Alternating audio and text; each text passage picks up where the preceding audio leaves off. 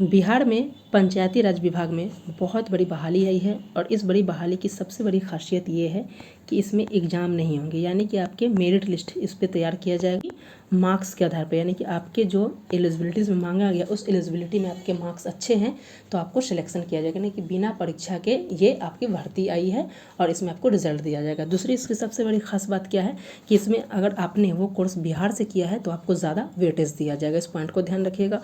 और सबसे इम्पॉर्टेंट जो थर्ड बात अगर किया जाए तो इसमें सैलरी भी बहुत बड़ी है, इस पॉइंट को ध्यान रखिएगा। तो इस वीडियो में इसी के बारे में जानेंगे कि पंचायती राज विभाग में जो टेक्निकल असिस्टेंट की जो वैकेंसी आई है ये इंजीनियरिंग से संबंधित वैकेंसी है, तो इसमें किस किस पॉइंट को डिस्कस करेंगे। सबसे पहले जानेंगे कि कुल कितने पदों के लिए ये वैकेंसी आई है।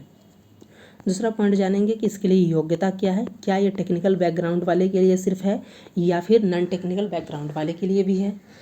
टेक्निकल बैकग्राउंड में है तो क्या सभी बीटेक वाले या डिप्लोमा वाले इसके लिए एलिजिबल हैं, इसके बारे में जानेंगे। क्या आईटीआई वाले हैं या नहीं, इसके बारे में जानेंगे। उसके अलावा जो देखेंगे कि ये वैकेंसी जो है ये परमानेंट है या कॉन्ट्रैक्ट बेसिस पे है और इसका मेरिट लिस्ट कैसे तैयार किया जाएगा, एक एक पॉइंट को ध्यान में रख के इस वीडियो को डिस्कस करेंगे। तो चलिए वीडियो स्टार्ट करते हैं। देख लीजिए, सबसे पहले यहाँ पे बताया जा रहा है ये इसी से संबंधित जो है पंचायती राज विभाग का ये वैकेंसी है तकनीकी सहायक का, जिसमें बताया गया है कि तकनीकी सहायक के रिक्त पदों पर नियोजन हेतु विज्ञापन संख्या 6394 को जारी किया गया है।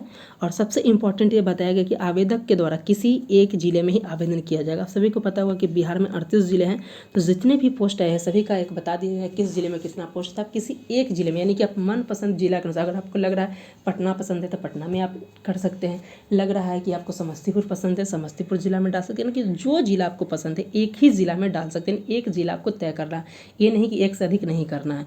बताया जा रहा है कि आपको कैसे करना है, तो ये साइट्स दे दिया गया है, इस साइट्स पे आप जाकर कर सकते हैं ऑनलाइन आवेदन। नेक्स्ट पॉइंट जो देखा जा रहा बताया जा रहा है कि इसमें सभी चीज़ जो है ऑनलाइन आवेदन के माध्यम से उसको फिलअप करना है। सब कुछ बताया जा रहा है कि सारे सर्टिफिकेट जो है सबसे इंपॉर्टेंट है, सभी सर्टिफिकेट आपके पास जो है मूल यानी ओरिजिनल होना चाहिए, क्योंकि इसमें बताया जा रहा है कि बाद में काउंसलिंग के समय जो है आपको ओरिजिनल लेके जाना है, बाद में अलग से मौका नहीं दिया जाएगा, क्योंकि एक ही एग्जाम है, मेरिट स्तर पर है और मार्क्स बेसिस पे है, तो आपको अलग से समय नहीं दिया जाएगा। तो अब जितना समय है इस फॉर्म को भरने तक आप सभी डॉक्यूमेंट्स को आप अपने कर लिया जाए, ये सारी चीज़ें बताई गई हैं। और इसमें देख सकते हैं यहाँ पे बताया जाए कि शैक्षिक योग्यता क्या है, तो ये पॉलिटेक्निक में सिविल इंजीनियरिंग से संबंधित है। तो चलिए वापस वीडियो पे आते हैं। बताया जा रहा है कि तकनीकी सहायक के लिए वैकेंसी आई है। कुल कितनी वैकेंसी है, तो पदों की संख्या है 942। कितना है, तो 942 पदों के लिए वैकेंसी आई है। तो बहुत बड़ी बहाली है और बहुत बड़ी इसलिए है कि मनपसंद जिला में मिलेगा। आपके यहाँ पे देख सकते हैं ये मानदेय यानी 27,000 रुपये प्रति माह दिया जाएगा, यानी आपके जो है मंथली कितने मिलेंगे, 27,000 रुपया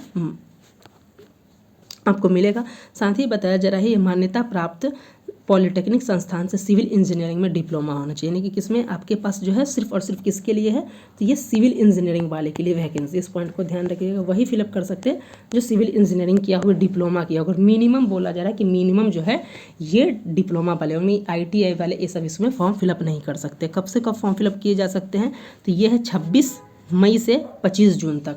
और ये आपको उसके बाद जो होगा डायरेक्ट मार्क्स बेसिस पे आपके काउंसलिंग कराया जाएगा। तो इस समय आपके जो समय है आपके पास जो मूल डॉक्यूमेंट्स यानी ओरिजिनल डॉक्यूमेंट्स नहीं तो सभी आप कवर कर लेंगे। क्यों, क्योंकि आपके जो है ओरिजिनल डॉक्यूमेंट्स मांगा गया। किस साइट्स पे आपको ऑनलाइन आवेदन करना है, तो jp.bihar.gov.in पर आपको फॉर्म करके सब कुछ ऑनलाइन डिटेल्स आपको दे देना है। आवेदन की प्रक्रिया कैसे है, तो हमने ऊपर में डिस्कस कर लिया कि एक जिला से आपको चुनना है, इस साइट्स पर जाकर आपको कर देना है। काउंसलिंग के समय आपके पास मूल प्रमाण पत्र होना चाहिए और ऑनलाइन सारी चीज़ें आपके पास होनी चाहिए। अगर नहीं मिलेगा जो आपने डाला है, अगर उसमें किसी प्रकार का मतभेद होगा तो आपको अभ्यर्थी जो है रद्द कर दिया जाएगा आपको। उसके अलावा बताया जा रहा है कि जिस जिले में रिक्ति है या नहीं उस चीज़ को आप दावा नहीं कर, जहाँ पे सीट है ही नहीं वहाँ पे आप दावा नहीं कर सकते। इस पॉइंट को ध्यान रखिएगा। ये पंचायती राज विभाग की वैकेंसी है। मेधा सूची का जो निर्धारण किया जाएगा टेक्निकल असिस्टेंट पोस्ट के लिए जो 942 पदों के लिए वैकेंसी आई है। बताया जा रहा है कि इसमें जो सबसे इम्पॉर्टेंट है कि आपको मिनिमम क्वालिफिकेशन जो होना चाहिए पॉलिटेक्निक में सिविल इंजीनियरिंग होना चाहिए। ऑनलाइन आवेदन के आधार पर डिप्लोमा में प्राप्त अंकों के यानी कि जो डिप्लोमा में आपको जो मार्क्स आया है उसके आधार पे आपको ये रिजल्ट दिया, क्योंकि मार्क्स बेसिस पे है। कुल रिक्त पदों का आरक्षण कोटिवार 40% राज्य के अधीन सरकारी पॉलिटेक्निक संस्थान से सैनिक के लिए किया जाएगा।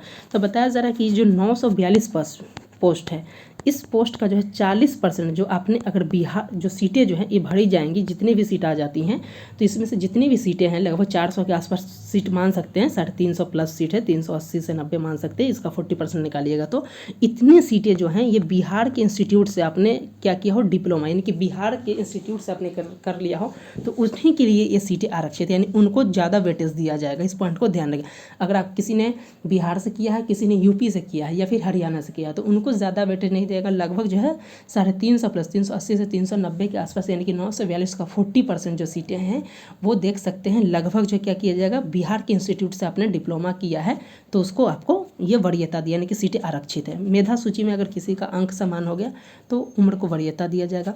और ये कॉन्ट्रैक्ट बेसिस का जॉब है, लेकिन आप सभी को पता होगा कि जो भी वैकेंसी कॉन्ट्रैक्ट पे आती है बिहार सरकार द्वारा सामान्य तो उसको डिले करते हैं, मतलब हटाते नहीं है, उनको दिया जाता है। 1 वर्ष तक ये रहेगा, यानी कि जो है अगले साल 2026 तक इसमें रहा जाएगा। बताया जा रहा है कि रिक्तियाँ जो है घट भी सकती है और बढ़ भी सकती है, समय समय पर वेबसाइट पर आपको पता चल जाएगा। तो इस पॉइंट को ध्यान रखिएगा कि बहुत बड़ी वैकेंसी है। वहीं अब बात कर लीजिए बीपीएससी टीआरई 4 का अगर लेटेस्ट अपडेट की बात की जाए, अगर आपको इससे संबंधित कोई क्वेरी है तो बताया जा रहा है कि ये जुलाई में नोटिफिकेशन आ जाएंगे और 10 अगस्त तक जो है इसके एग्ज़ाम होने की संभावना है, ऐसा निर्देश दिया गया है शिक्षा मंत्री के द्वारा। वहीं बात किया जाए कि जून में आपके जो है मई लास्ट में या फिर जून में आपके स्टेट के नोटिफिकेशन हो जाएंगे और जून में आपके जो है ये एग्ज़ाम भी हो जाएंगे स्टेट का। देख सकते हैं नोटिफिकेशन ऑलरेडी जारी कर दिया गया है। उसके अलावा अगर बात की जाए बिहार में अन्य वैकेंसी की बात किया जाए तो 41 पदों के लिए बीपीएससी एएसओ की वैकेंसी के लिए नोटिफिकेशन जारी कर दिया। अगर आपने अब तक वीडियो को नहीं देखा तो ज़रूर देख लीजिएगा, पहले काफ़ी हेल्पफुल होगा। उसके अलावा जो है ब्लॉक डेवलपमेंट ऑफिसर के भी खनिज विकास पदाधिकारी के लिए भी नोटिफिकेशन जारी कर दिया। आपने नहीं देखा है तो देख लीजिएगा। वही बीटीएस से संबंधित कोई भी आपकी क्वेरी है कि रिजल्ट कब आएंगे, कट ऑफ क्या हो सकता है, चाहे डेंटिस्ट के हो, एक्सरे टेक्नीशियन के हो, ड्रेसर के हो, किट संग्रहकर्ता के, तो सभी के वीडियो को बना दिया गया है, आप ज़रूर देख लीजिएगा, आपके लिए काफ़ी हेल्पफुल हो सकता है। सिविल कोर्ट की वैकेंसी के लिए मेंस के एग्जाम हो गए हैं, इसमें हमने ऑफिशियल डाटा के आधार पर बताया है कि क्या सेफ स्कोर हो सकता है आपके लिए, तो ज़रूर वीडियो देख लीजिएगा। वहीं मद्य निषेध के भी एग्ज़ाम हो गए हैं, इसके कट ऑफ क्या हो सकता है इसको भी वीडियो को हमने डिस्कस कर लिया है। अगर आपने नहीं देखा है तो देख लीजिएगा। तो इस वीडियो में हमने जो तकनीकी सहायक यानी कि पंचायती राज विभाग में जो वैकेंसी आई है 942 पदों के लिए, उसके बारे में डिस्कस किया। तो उम्मीद करता हूं कि उससे संबंधित आपकी सभी क्वेरी समाप्त हो गई। अगर आपकी फिर भी कोई क्वेरी है तब कमेंट में कर सकते हैं, सभी क्वेरी को सॉल्व करने का प्रयास किया जाएगा। इसी प्रकार के लेटेस्ट अपडेट के लिए किसी भी गवर्नमेंट एग्जाम की तैयारी के लिए चैनल पर पहली बार विजिट कर रहे हैं तो सब्सक्राइब करना ना भूलें।